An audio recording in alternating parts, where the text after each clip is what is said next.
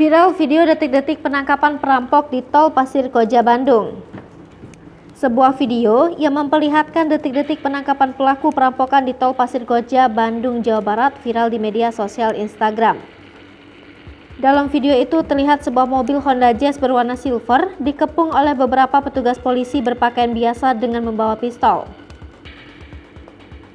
Kendati telah dikepung, mobil tersebut masih berusaha melarikan diri. Bahkan mobil tersebut sempat mendorong petugas yang menghadangnya di depan. Polisi pun beberapa kali melancarkan tembakan peringatan kepada pelaku.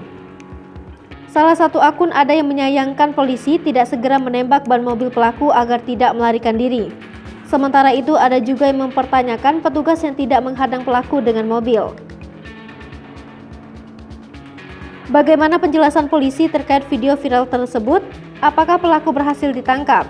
Terkait video viral tersebut, Kepala Bidang Hubungan Masyarakat Polda Jawa Barat, Kombes Pol Ibrahim Tompo membenarkan adanya peristiwa itu.